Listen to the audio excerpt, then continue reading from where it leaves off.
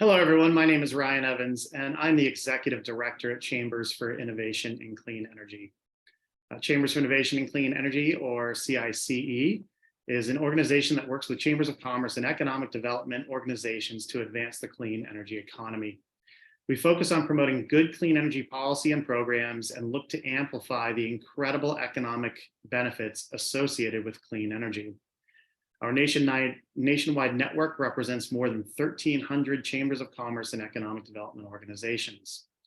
Founded and led by chamber executives, CICE works with these associations throughout the country, including very large member associations and the smallest, those in red and blue states, as well as urban and rural communities.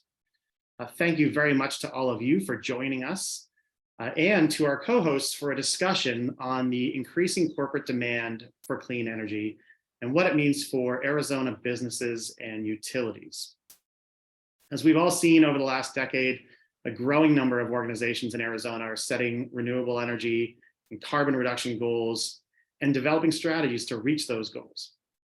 This is as much financially driven as emissions driven and is attracting investment and job opportunities to Arizona. According to the Clean Energy Buyers Association, 2021 broke records for renewable energy corporate procurements. This trend will continue on given the incentives for businesses and utilities included in the bipartisan infrastructure bill passed 2 years ago, and as well as the Inflation Reduction Act passed this past summer. This growth will not only bring incredible economic benefits to Arizona, but it will also pose some supply chain and workforce challenges in the state as well. That's what we want to talk about today. But before we begin our discussion, I'd like to thank our co-hosts for this event, the Tucson Metro Chamber and Arizona Forward. And I'd like to invite each of them to say a few words to get us started. First, I'd like to introduce Lori Singleton, President and CEO of Arizona Forward. Lori? Thank you, Ryan, and thank you all for joining us today for this important discussion. I think I know most of you out there, but if you don't know who we are, we're a 53-year-old organization focused on sustainability. And we're excited to have this group of panelists, many who are members of Arizona Forward, and look forward to a great discussion today. And I have one announcement, and that is we have our annual Environmental Excellence Awards program coming up on April 29th at the Camelback Inn in Phoenix, and would love to have you join us as we celebrate sustainability throughout the state. So with that, thank you all, and I look forward to the discussion today. Thank you, Lori. And Lori, thank you for your continued partnership. I know we've done a lot with your organization and you over the years. So thank you so much for once again being a part of an important discussion for Arizona. Second, I'd like to introduce Michael Guyman, President and CEO of the Tucson Metro Chamber, to say a few words. Michael? Ryan, thank you so much. I'm President and CEO of the Tucson Metro Chamber. And I like to start off by saying that with purpose and impact. So purpose, the Tucson Metro Chamber is the voice of business for the Tucson region. We are a bold advocate for strong policies, pro-business policies here in the region. And that, of course, relates to things within the clean energy industry. From an impact standpoint, I do want to point out some very interesting things that were in one of the more recent documents put out by the Chambers for Innovation in Clean Energy, and that relates to the Clean Energy Jobs and Economic Impact Report. Here in Arizona, we have 56,500 jobs in the clean energy industry. We are number 6 in solar employment, and we've seen a 7.4% job growth between 2018 and 2020. And I would just also mention that we have $15 billion invested of capital invested in wind, solar, and energy storage projects here in the state of Arizona. So we've got a lot going on here in our state and in our community, and specifically in our community. We recently saw the announcements of American Battery Factory locating a facility here in Tucson. That's going to employ 1,000 people that they project and over $1 billion of capital investment. And Scion Power, another lithium battery company, is looking to expand their operations, and they're increasing their footprint by 150 individuals. So there's a lot of great things going on. Very, very pleased and honored to be a co-sponsor of this discussion. And I will turn it back to you, Ryan, and very, very interested and excited about the panel that has been put together for today. Thanks, Michael. Just appreciate the shout out to our Arizona Clean Energy Jobs and Economic Impact Report. That is available on our website, chambersforinnovation.com. And I have to say that we have the opportunity to work in a lot of different states with a lot of different groups. And I have to say that Arizona is doing one of the best jobs in terms of attracting opportunity around clean energy. Not only has there been significant solar and wind and other clean energy installed in the state, but as far as electric vehicle manufacturing, EV battery manufacturing, Arizona is doing a remarkable job. So it's great to be working with the Tucson Metro Chamber, Arizona Forward, and other Arizona stakeholders to really help advance that conversation and highlight what is happening in the state. Before I introduce our panelists and we get going on our discussion, I just have a little bit of quick housekeeping. First of all, just under 100 people have registered for today's briefing. As attendees, our speakers will not hear or see you. In order to ask a question, please use the Q&A feature on your Zoom menu. Our speakers and co-hosts will see your questions, but other attendees will not. We will be monitoring that section for questions, and we'll address questions periodically throughout the session and at the end of the webinar. If we do not get a chance to answer all of the questions, we will do our best to answer those in follow-up to today's discussion. And lastly, this webinar is being recorded for future use. I'd now like to introduce our panelists for today's discussion. First, Trevor Ledbetter, Director, Office of Sustainability for the University of Arizona. Todd Brady, Chief Sustainability Officer for Intel Corporation. Jonathan Simpkins, Vice President, Planning and Administration, Global Real Estate and Workplace Experience for American Express. Todd Kamarmi, Director of Resource Planning for Arizona Public Service. Grant Smedley, Director of Resource Planning, Acquisition and Development for Salt River Project. And with that, let's dig into our discussion today. Let's start out on the corporate and institutional demand for the changing energy market. I'd like to ask some questions directed at certain panelists, but again, as I've mentioned before, we welcome comments from each of you. Whether or not I addressed you specifically for a particular question, please feel free as our panelists to jump in and share as you have input for a particular question or discussion. Jonathan, I'd like to start with you. Will you please talk about what American Express has seen as far as trends regarding clean energy in the corporate sector and some of the economic drivers and opportunities for clean energy that American Express has seen? Sure. Hello, thanks, Ryan. Happy to discuss on this. So at American Express, we are very focused on our ESG goals. And we're not the only company. I would say just about every company whose brand and image is important to them these days is working on ways to decarbonize their footprint. I work in the real estate team, so our offices, and American Express has a significant presence in Arizona. We are a large employer. But the trends for us is that we are picking up momentum significantly on opportunities to find clean energy in the US and through really, I would say, additional projects that really bring a benefit to our environment. So we are looking at a number of different opportunities. Within our campus, we actually have a potential opportunity to do some on-site solar. And I think a lot of companies are interested in this, particularly with Arizona being such a rich space for solar. The economic drivers, price is one thing. but there are some intangibles and I think softer metrics that are driving us. I would say there's a reputational risk, I think, also for us long term if we do not start acting on this now. There are also some good, I would say, federal incentives that we're looking at that's helping us to drive those decisions. So, in other countries and states, those places that are a little bit more progressive and on the front foot in enabling corporates and private entities to get involved in the process, and to look at a suite of projects and make their decision based on shorter term or longer term opportunities. Typically shorter term works better for us because that's just how we work as a publicly traded company.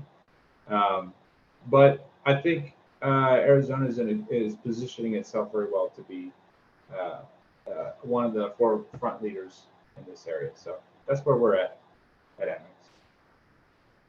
Great. Thank you, Jonathan. Todd, Trevor, can you tell us about Intel and the University of Arizona's goals for clean energy and how you're looking to meet those goals both in Arizona for both of you and globally, perhaps Todd, Brady, for Intel? Yeah, sure. And great to be with you here, Ryan. Thank you for the question, the introduction. As Jonathan said, I think what you'll see these days is just a growing momentum for companies setting sustainability goals across the board. And we're certainly seeing that within our industry, with our customers, with our suppliers, within the IT sector in general. And so we've set a number of sustainability goals, and the one related to renewable energy is to be 100% renewable energy globally by the year 2030. We actually have already accomplished that in the US, and we're 100% renewable electricity in the state of Arizona. The way that we do that is we call it a portfolio approach. Number one, if we can do on-site installations, we do. If you were to come visit our facility and what we call Ocotillo, it's the South Chandler, you'll see an array of solar cells for covered parking, which, by the way, I think our employees love the covered parking even more than they love the solar energy. So that was a big hit when we installed those in the summertime here in Arizona.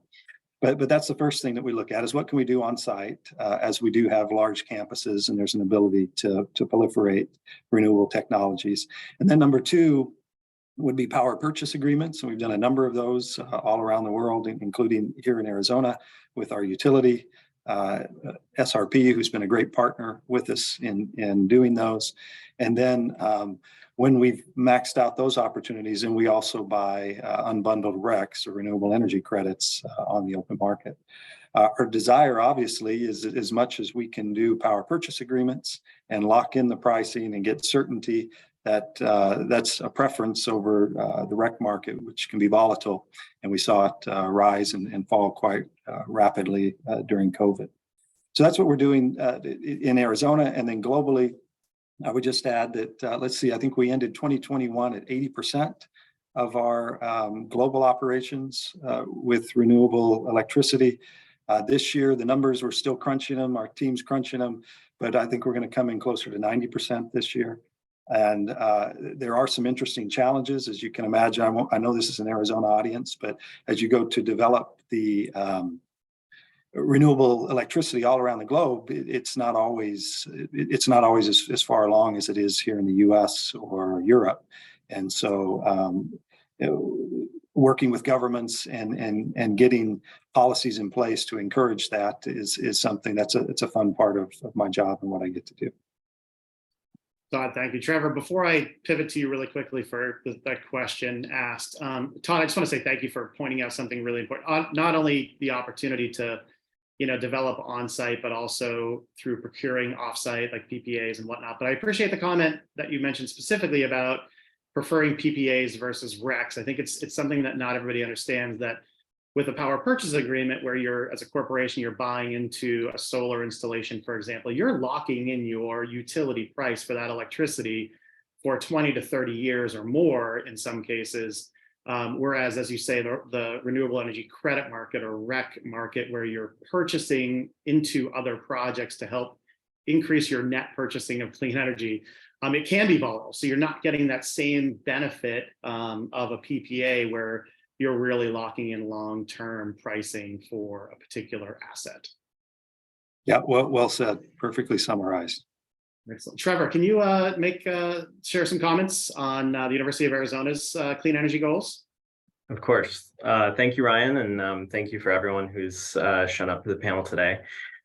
So here at the University of Arizona, we are a little bit behind the curve, but we've been able to make some really exciting steps in the last few years, and we have a lot of things in queue for the next 10, 15, 20 plus years. But to give a little bit of context, the University of Arizona set a climate neutrality goal of 2040. And we set an interim goal of reducing our scope 2 emissions, or those from our purchased utilities, to get those to neutral for main campus down here in Tucson by 2025. We actually met that interim scope 2 goal in July of 2021, and we did that through a large-scale renewable energy agreement with Tucson Electric Power, our local provider down here.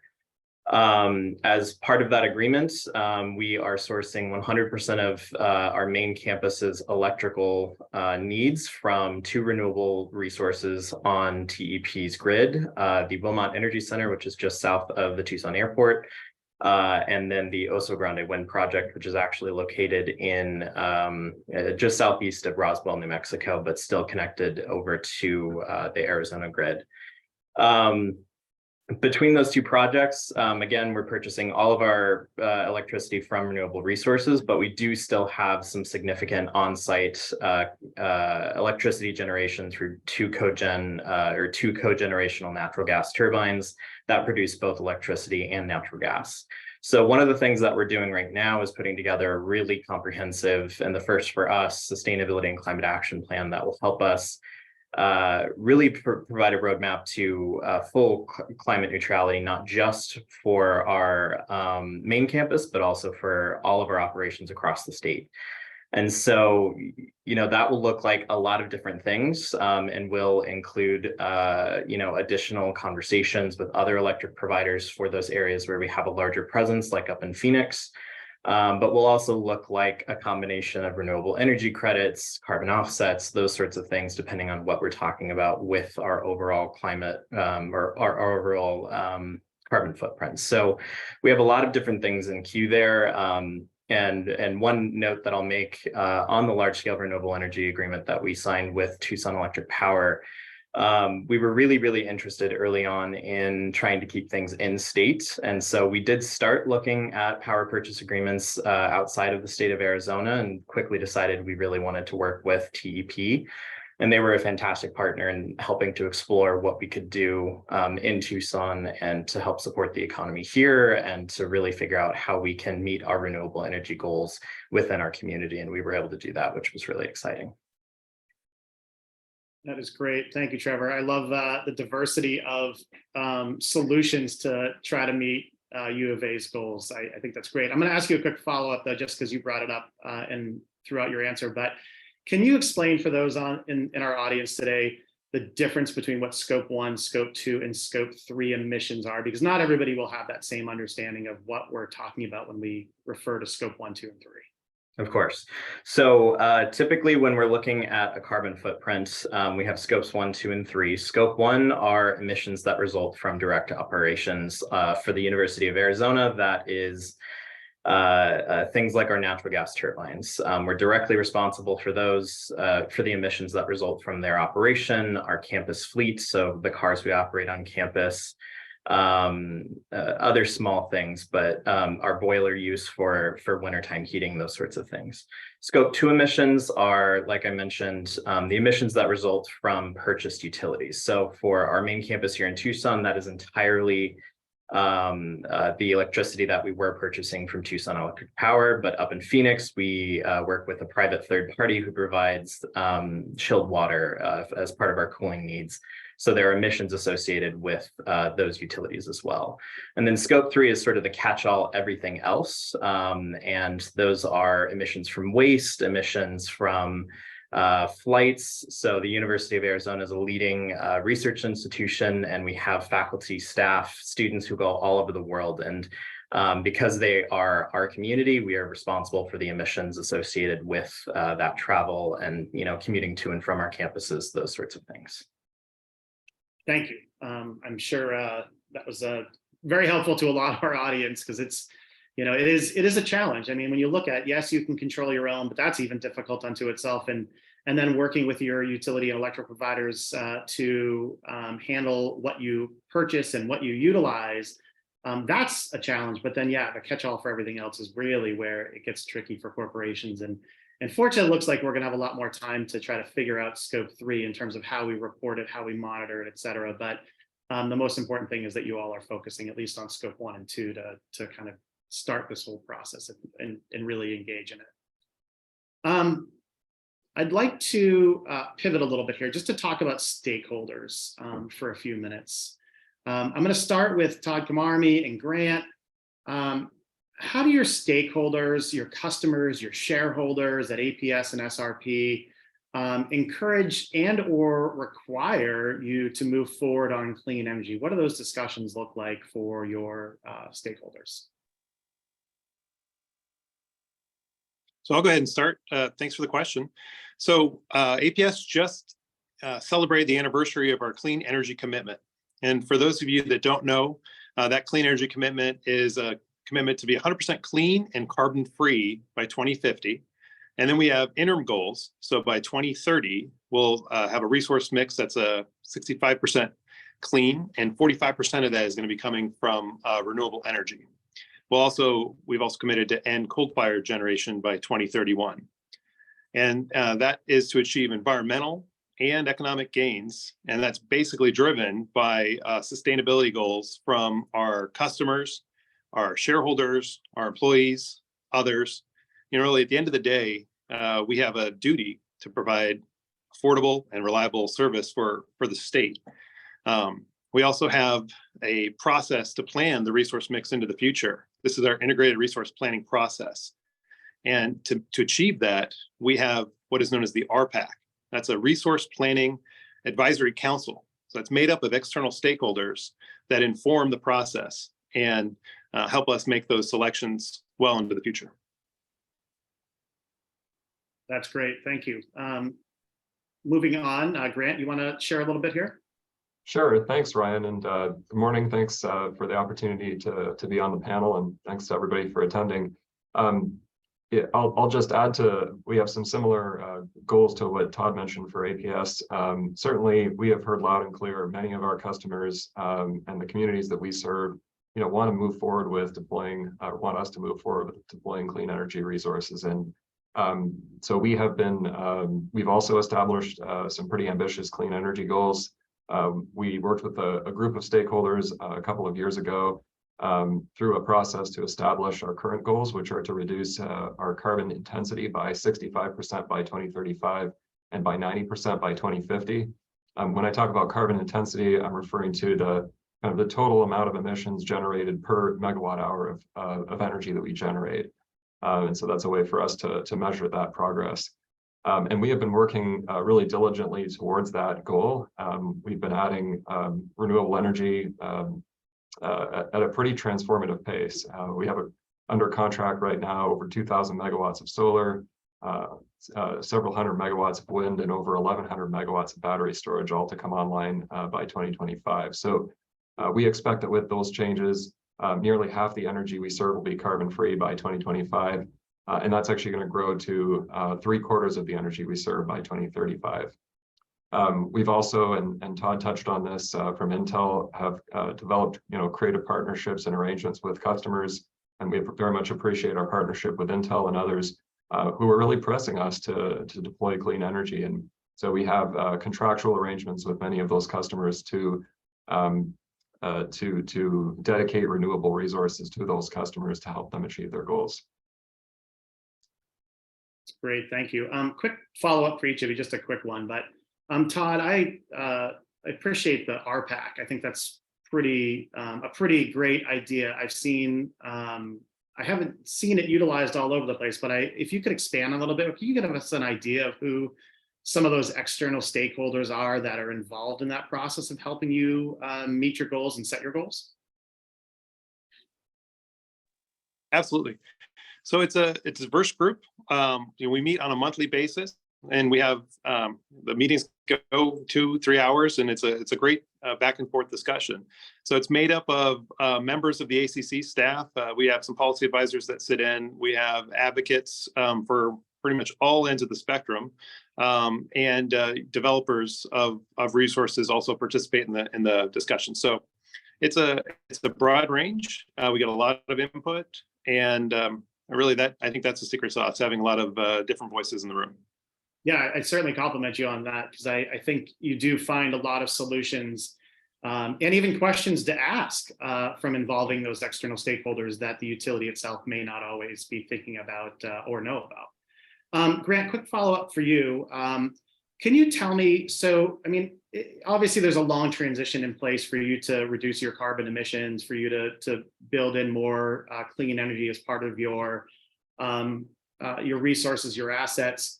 Can you tell me about some of the technologies that maybe aren't being deployed today in Arizona, but that you see as things you're looking at to help really advance the amount of clean energy that is utilized by your organization? Sure, absolutely. So this is a really important question, and we've been taking steps to really try to invest early in technologies that we think are going to be pretty critical to really reaching some of those deeper decarbonization goals. So one I'll mention is long duration energy storage. We see such great solar potential here in Arizona that we're going to have probably, I think our latest resource plan is something like 5,000 or 6,000 megawatts of solar as a part of our system. We're going to have more solar than we need during the day. And so what we can do with that is to store it and be able to try to discharge it throughout the night. And that's also going to help us to replace a lot of the coal generation that we're retiring. So that's going to be a really important technology for us. There are not a lot of those technologies that are available and in use today. So we have been taking some steps to try to explore different types of those technologies, especially non-lithium ion battery technologies, because I think we are going to rely pretty extensively on batteries in the future anyway. So I'll mention just a couple of them briefly. We are looking at pumped hydro storage as one option. We have a little bit of pumped hydro in our system today, but it's a great technology where basically you can pump water upgrade when you have the solar energy available, and then run it through a turbine and use it to generate power at night when you really need it the most. There's some other kind of non-lithium ion battery technologies, flow batteries, and other kinds of technologies that we're also going to be testing and deploying pretty actively in the coming years. So those are some examples. I think hydrogen has a lot of potential. I think small modular nuclear reactors have a lot of potential. So we're looking at all of them, but that's a few that we're keeping a close eye on. Thank you. I will say one of my favorite things about the clean energy space right now is the incredible innovation around the storage and around batteries and the pumped hydro, as you say. And not only do we see those prices coming down dramatically over time, but the amount of innovation and technological advances we're seeing on energy storage is pretty phenomenal. And it gives me great hope that we will be able to meet a lot of the goals that we have as a country, as corporations, as utilities, in the not so distant future. So thank you for highlighting those. Todd, were there any other quick ones that you want to add on the technology side before I leap over to our corporate side here? I think the answers are going to be very similar between APS and SRP. So I'll defer the time to the other speakers. Thank you. Great, thank you. Let's switch over to stakeholders for American Express, Intel, and the University of Arizona. And I'll start with you, Jonathan, and then maybe we can go to Todd and Trevor at that point. But how do your customers, employees, and your shareholders encourage or drive clean energy procurement, emissions reductions, and how does that process and/or your experience as a company in terms of setting goals, does it change the workplace, the view of the workplace for your employees? Do they care about it? Do they push it? So if you could kind of highlight some of those stakeholder driven. Sure.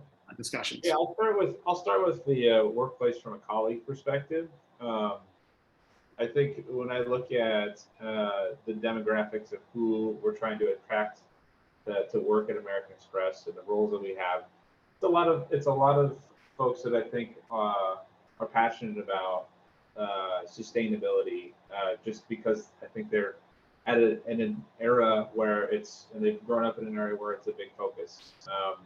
We do a lot of things with colleagues, and we have a Green Together program, which allows our colleagues to be participants in a lot of volunteer initiatives. But whenever we do anything related to sustainability, I think it's one of the most popular things for our colleagues to get involved in, just because it connects them to something bigger than themselves in their day jobs.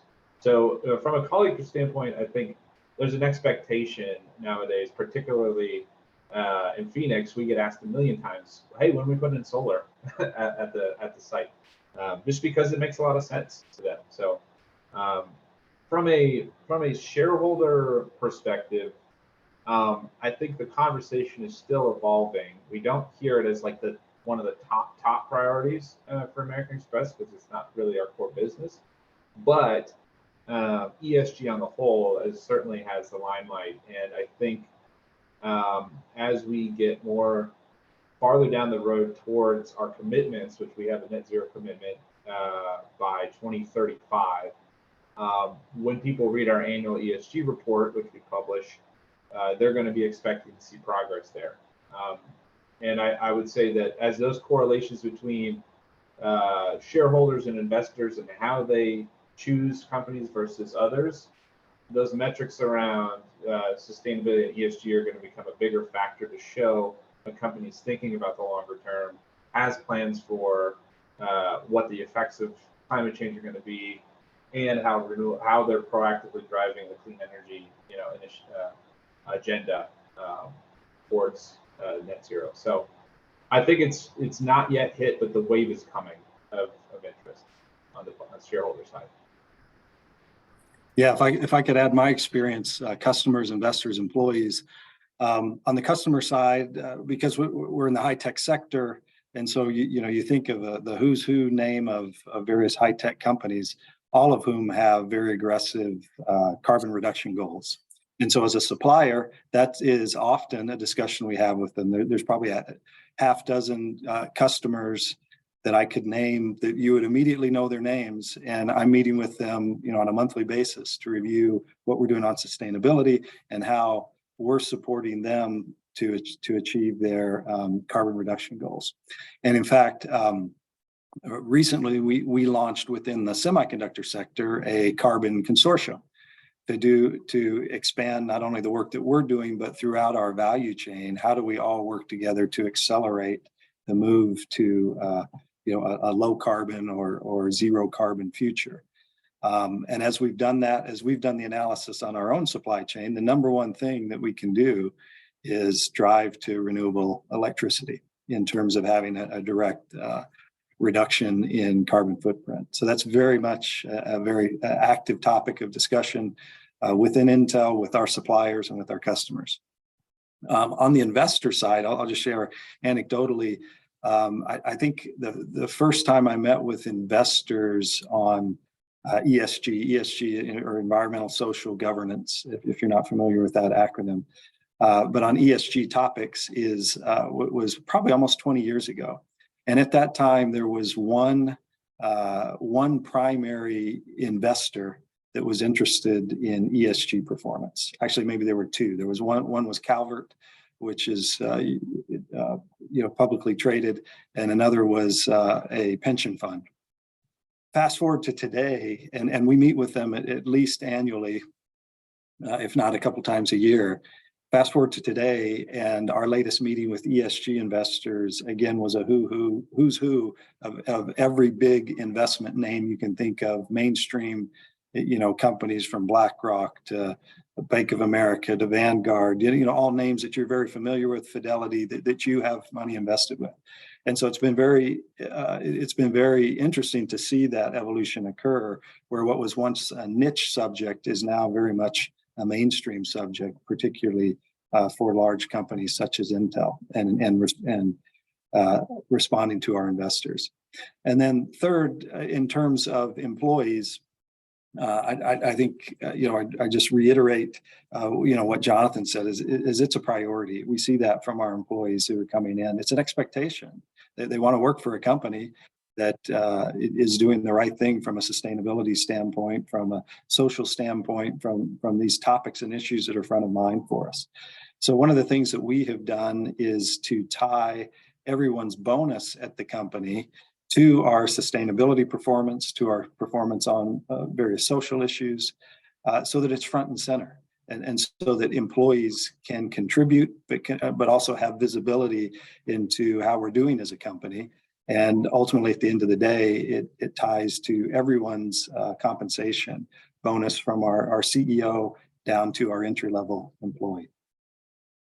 Very cool, Todd. I'm going to hit you with one quick follow-up on that. And Trevor, just give me 1 second here before we get to University of Arizona. But Todd, you brought up a really good point that I think is worth noting. You mentioned that you have at least half a dozen customers that you're meeting with on a monthly basis, basically to talk about Intel sustainability efforts. And I know ESG is a pretty hot topic politically speaking, without going down that road at the moment.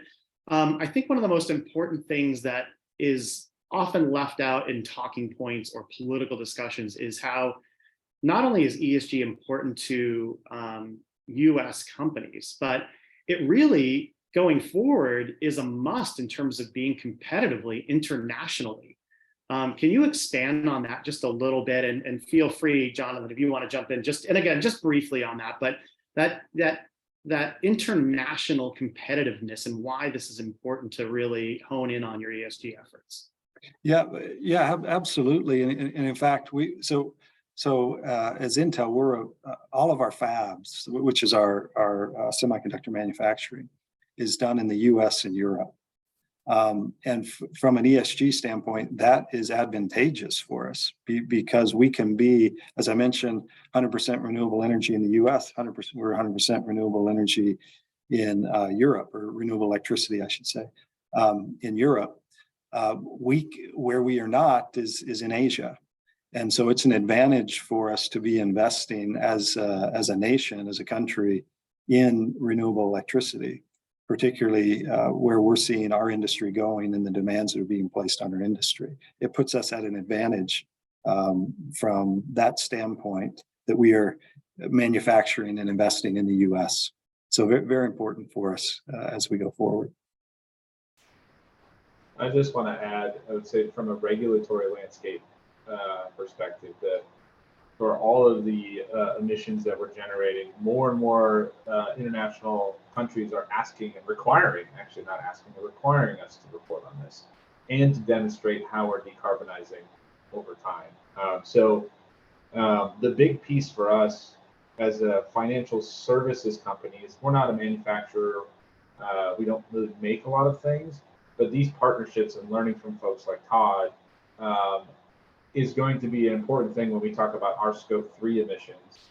And for those manufacturers, those companies that have a product to sell, we're going to be looking out for companies that are doing things the right way, and we will want to work with them more on a business-to-business perspective than those that are not. So that's all also tightening for us, even though we don't create a lot of goods.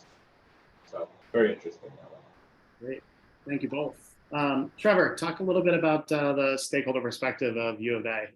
Yeah, of course. So in a way, we're a public institution, of course, but in a way, our students are our shareholders. We have over 50,000 students. We're in the process of adding another 25,000 students in the middle of this year with a recent acquisition. So we have a very, very large student body, and a large majority of those students are Gen Z students. They're younger. And the exact stat varies by the folks doing the surveying, but anywhere between 50 and 80% of Gen Z students say that they have experienced climate anxiety or anxiety about their future due to environmental concerns. And so, that is something that we are listening to, and that directly translates to very strong advocacy from our student body to encourage the University of Arizona to not only do the research that helps move some of these things forward, but also to walk the walk and to translate what we're doing in research and teaching and everything else into our own operations.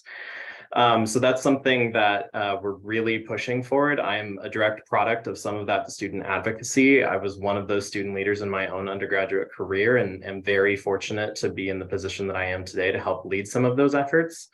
But we also see that come through as the University of Arizona is the state of Arizona's land grant institution, which means we have a presence in every single county in the state. And historically, it has been much more agriculturally focused, but that is increasingly shifting towards all sorts of other things and how we can shift and take the technology, the research, things that we're doing in sustainability and environmental research from our main campus and from Phoenix into all of the different counties throughout the state. And so us acting in that respect also really helps to encourage the university to not only look at these things in Tucson, but also to work more collaboratively with the communities that we have a presence in and meet them where they're at to say, here's how we can do things differently. We have our College of, I think it's Applied Sciences out in Sierra Vista. So we have a distance campus out there, and there's a lot of interest in that college in being a leader in sustainability and incorporating technology and sustainability and all of these other things into how that college operates. And so there's a lot of existing and increasing demand for the University of Arizona to be acting in that space and to really taking those issues and incorporating them into our operations. That way we are doing what we are saying. Speaking to the international perspective earlier, I did mention, we do have faculty that work all across the world, but the University of Arizona also has 13 microcampuses across the world. And so those are in places like China and India, I think the UAE, Peru, a whole bunch of others. And so there's also a really strong business case to be made that, sustainability, renewable energy, these sorts of things are also an important differentiator for higher education, not only in the state of Arizona, not only in the United States, but also, again, internationally, because there are students that are seeking educations that pertain to a lot of these topics. And there's a lot of value that can, be had by exploring those on a more international level and collaborating in that way. Thank you, Trevor. I'll say none of what you said in terms of your student expectations and student priorities are surprising to me, but it's really good to hear some statistics around that and realize also that that is very translatable to just about every other campus across the country. I mean, it's a growing concern. It's something that people have been thinking of, these students have been thinking about their whole lives growing up, and they'll be working toward it. So sustainability is certainly a big deal, and the opportunity to leave something better than what you found it, I think is always one of the best ways to put that in a very simple term.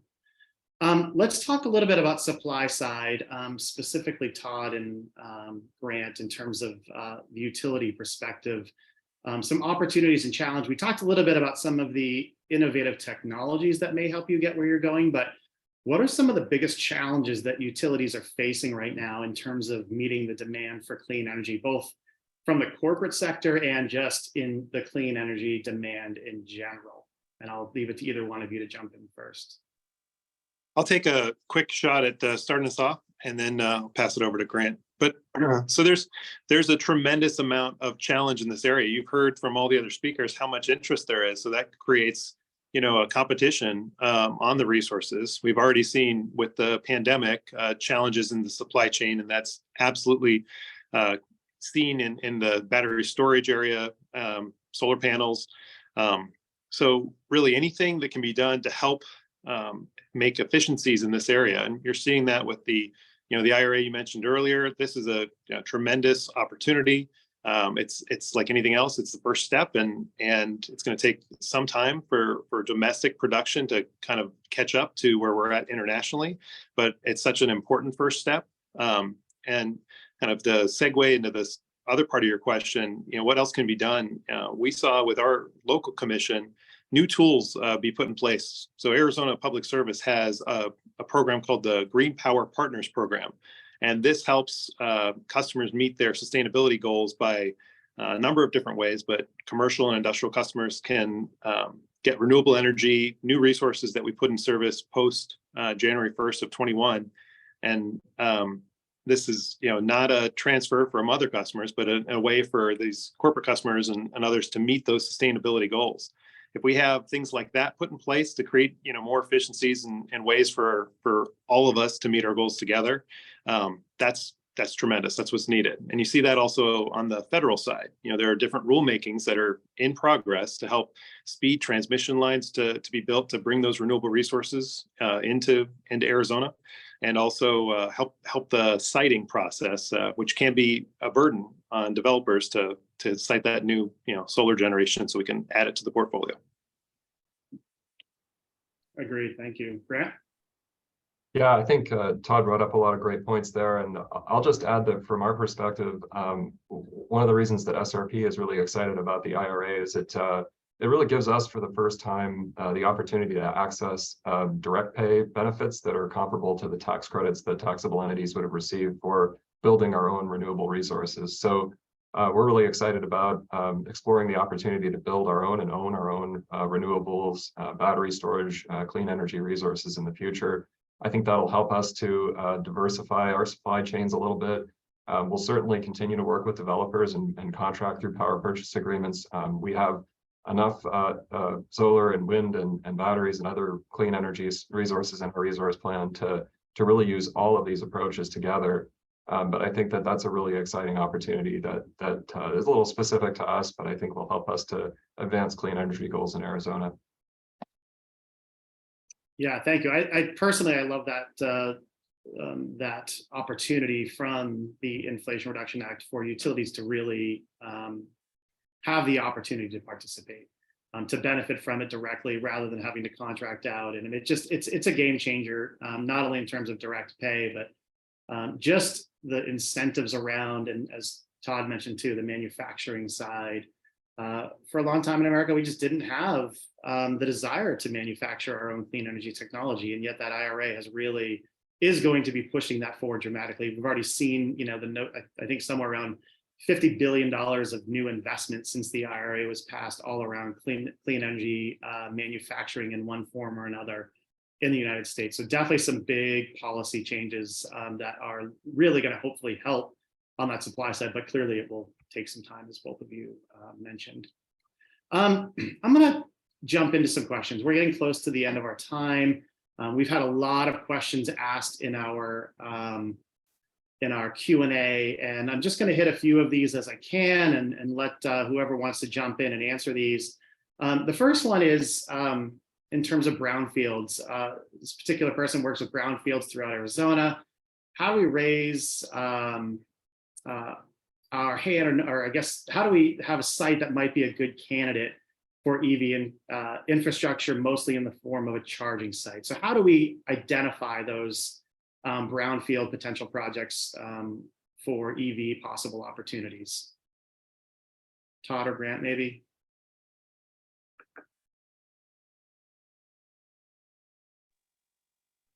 So I can take a stab at this one. So APS is committed to doing all source requests for proposals, and in those requests for proposals, anything under the sun for new generation is provided for. And as part of that process, we think showing where those best positions for those new generation locations is helpful for all of us. So that's how we address that concern at Arizona Public Service. Grant? Yeah, I was going to say the same thing, Todd. We actually have another AllSource RFP that we're going to be issuing here shortly. Certainly, if it's a resource that's going to provide power to the grid, that would be an avenue to get that in there. If the questioner's kind of more asking about sort of how to get service to that's sort of a different process, but we're happy to share some information on that as follow-up to this, if that's helpful. Great, thank you both. Todd Brady, can you clarify if the PPAs that you are utilizing are physical or virtual PPAs? And can you talk about some of how your utility partners have been beneficial to securing PPAs in a regulated utility market such as Arizona? Yeah, our PPAs would be physical PPAs, and maybe just to explain, what's a PPA versus a VPPA, power purchase agreement versus a virtual power purchase agreement. In a physical power purchase agreement, if you will, there is a renewable electricity source that is built, and then it would supply energy to one of our facilities. And so we'll typically, because we do operate in regulated markets, we'll work through our utility. I think the latest one we announced with SRP was the East Solar Line project, and so that power that's created there is then sent to Intel for use for electricity. So that's a physical PPA where you're actually buying the power and using the power from a particular facility. That's not always possible for some companies. And so there's a financial mechanism called a virtual PPA, where one would go and agree to, in a financial arrangement, purchase the energy. And this could be from a power plant that may be anywhere in the US, as an example. And in this case, the power would not be coming to your facility, but you would be taking ownership of that power and the associated green attributes. We have not done a virtual PPA. There are pluses and minuses to doing that. The main, I think, thing to consider if you are considering a VPPA is just understand the risks that you're taking on, because you're agreeing to buy the power, but then you are reselling that power, if you will. And APS and SRP can correct me if I don't get the terminology right here, but essentially you're under a financial contract to buy that power, but because you're not actually using the power, you are then reselling that in the market at the market price. And so that can either be beneficial and perhaps you make money off of the transaction, or you can lose money off the transaction. So anyway, you just need to go into that with eyes wide open if you are going to pursue a VPPA. Great, thank you. Another question here, specifically for Todd and Grant.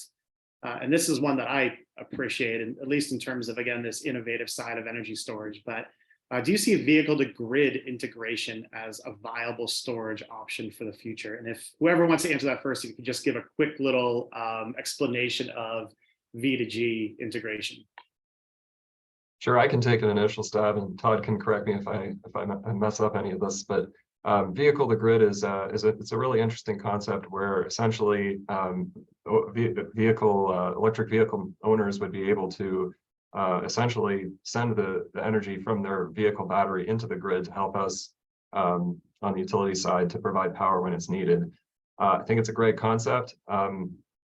At this point, I think we're open to all sources of potential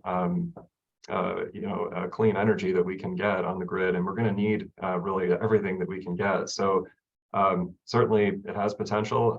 There are some challenges with it, as you can imagine, because if you're counting on a certain amount of that, and people aren't, the vehicle isn't available or the battery's not charged at the time you need it, you just have to account for that. That's not necessarily different than any other battery, but it's something that you have to really start to think about if you're using your certainly customers electric vehicles for that purpose. But no, I think it's got a lot of potential, and it's a very interesting idea.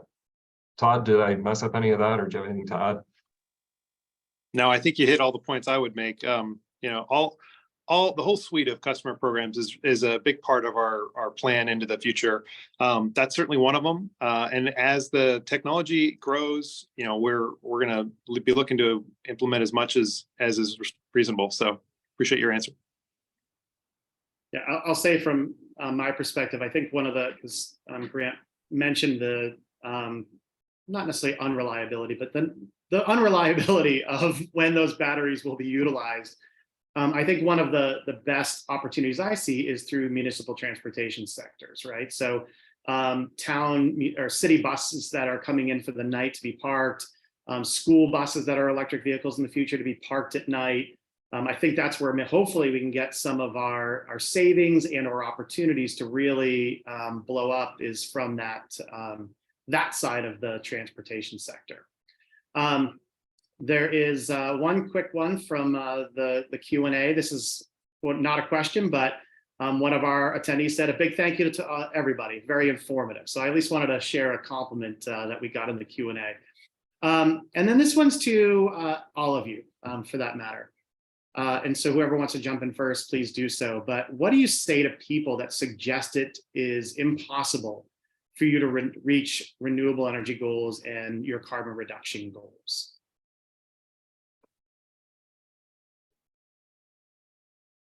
I can take an initial stab at that one. I think, and I think Todd kind of touched on this too, we know that our customers want us to move in this direction. We need to move in this direction. And for us as a not-for-profit community-based entity, our customers really set the tone for what we need to do in our communities. And so I think we've got to do it. And I think setting a goal and taking the actions towards it are pretty critical. We've been pretty deliberate about setting commitments that we can sort of demonstrate we can meet, but I don't think our actions are any different in terms of the research we're engaged in and the actions that we're taking towards that goal. I think it's really important.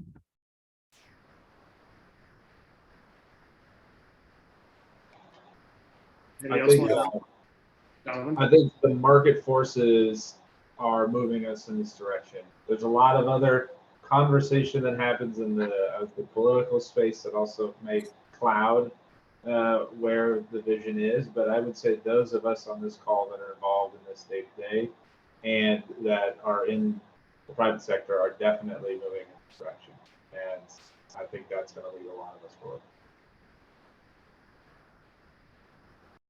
Yeah, I would agree. And like anything in life, step one is you got to set that goal. Where do I want to go? And then you start to figure it out. How am I going to get there? And don't limit yourself on, I only have to do, X. And because there's multiple options that you have here to reduce your carbon footprint that your companies have, that your organizations have. I was on a panel last night at another session or another conference, and one of the people asked a question. He was a chip designer, and he said, "Hey, what can I really do? I can't do anything. All this sustainability stuff, I can't do anything." And my response was, "That's absolutely incorrect." And I started to walk through some of the things that he could do as a chip designer that would reduce the carbon footprint of the product that he was producing. And so I think if we all take a step back, whether it's in our own lives, whether it's in our occupation, whether it's, through the community work that we're involved in, there's something that all of us can do to move towards this low carbon free future. So you just got to jump in and take that first step. Great. Thank you very much. Todd Trevor, you want to say something? I was going to say that Todd just stole the words right. It's like any other moonshot idea, that people say things can't be done. It just starts with taking the first step, and then planning it out in increments that you can achieve, and maintaining flexibility and optionality as you're going through it. And I would just add that for us, I agree with everything that was said here. The things we have control over are a lot easier to influence when we start, as Ryan mentioned at the beginning, when we start talking about those things for our organization that we have less control over, commuting, flights, those sorts of things. That's where, our role as a large public research institution, where we can pilot things, where we can do research on how to eliminate or come up with new ways to produce jet fuel, those sorts of things. That becomes really, our role. We're trying to get to $1 billion of research expenditures in the next year or two. That is where investments and all of that will be really important, and that, we can get there. It'll just take a little bit more time in those areas. Thank you very much. And that does it for our time today for us in this discussion. And I would like to once again thank our co-hosts, Arizona Ford and the Tucson Metro Chamber. I'd also like to thank our panelists for their insights and expertise that they brought to the discussion today. And it's an increasingly important discussion. This is an evolving conversation and one that we will continue to need to continually have in years to come as we pursue clean energy and carbon reduction goals. And lastly, I'd like to thank our audience for joining us today. We really appreciate you coming to learn a little bit more about the corporate demand for clean energy, not only from a business perspective, but also from a utility perspective. If you have any questions going forward, if we didn't get to your questions in the Q&A, please feel free to contact us. There is contact information on the closing slide here. And again, thank you for joining us all today, and I hope you have a wonderful day. Thank you much.